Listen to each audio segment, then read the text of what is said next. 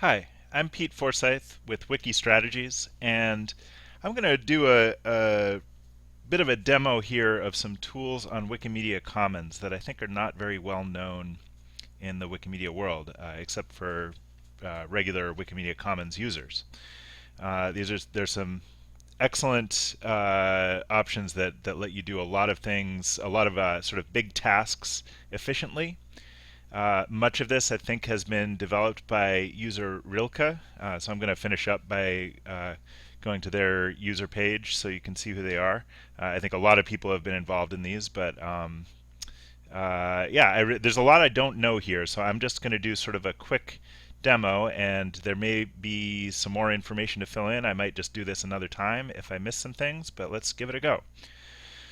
So as you can see, and I should mention, this is something probably more for intermediate to advanced Wikimedia users. I think most of this stuff will be a bit beyond what beginners are going to want to look at, but by all means, check it out if you're interested.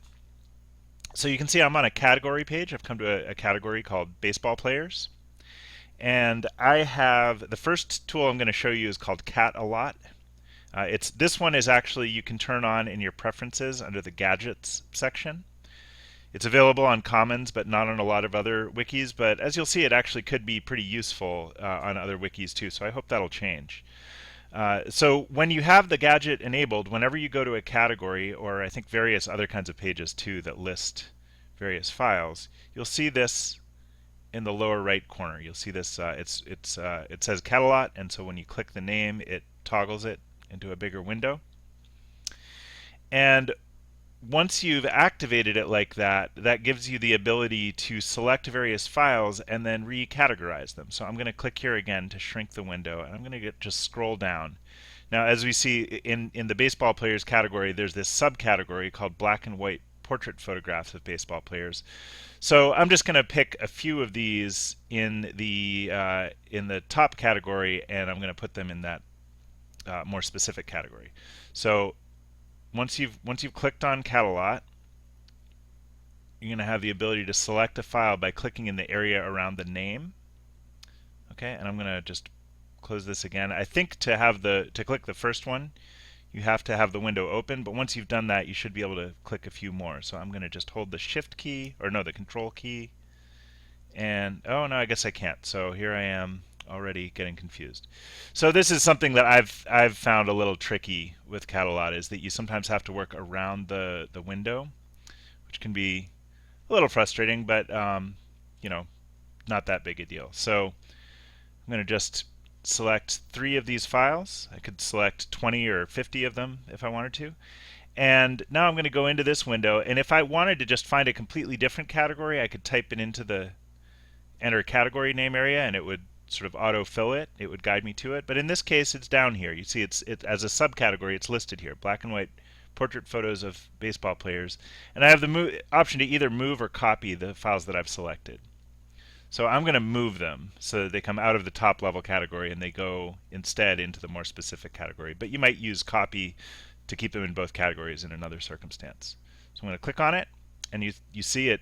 The dialog window shows the progress as it's going through the files. It actually happened so quick that it was before the window was fully open. But if it was 50 files, you'd see them just going through one by one. So now that has been done, I can click on Return to Page, and actually I'm going to have to refresh the page, which is a little counterintuitive, before I see the results.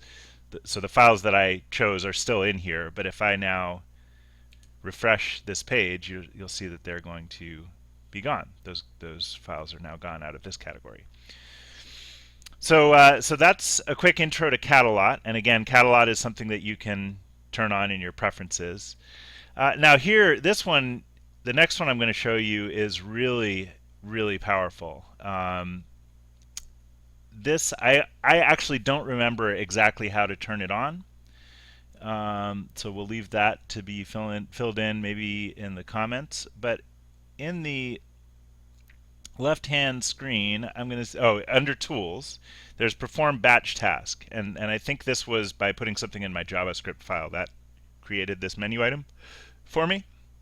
So if I click this, remember I'm in the baseball players category. this whole new interface opens up. Again, this is JavaScript on top of MediaWiki. And it's going to pre-fill. It notices I'm in this category, so that's the one it's going to assume that I want to work on. I could click more options if I want to and do a subset, but I'll skip that for now. Let's just proceed with this one. And you'll see this window is going to sort of expand to fill the screen, so I'm in a completely unfamiliar, different kind of interface here. So now I can do all kinds of crazy stuff with the stuff in this category. So the first thing I'm going to do is choose what is it that I'm going to do to a bunch of these files.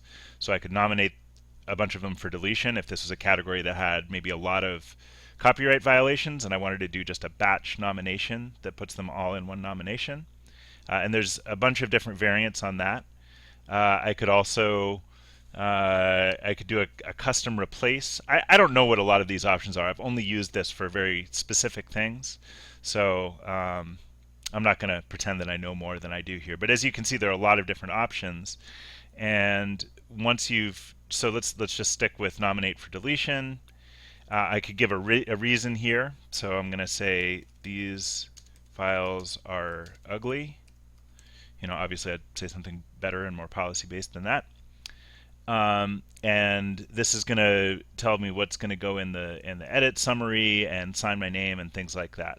So and then when you're done, you're going to click execute, and that's going to be similar to what we just saw with Catalot. It's going to go through and boom, boom, boom, boom, boom, make a bunch of different edits from your username to all of these files. So obviously I don't want to do that here. So, but I should point out in this case, the way that you select these things is actually by clicking on the checkboxes.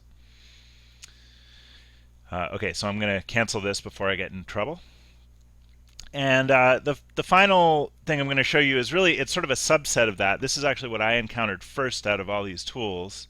And again, I think this is I think some of these are just enabled by default, and other ones you maybe have to add some JavaScript to your user space.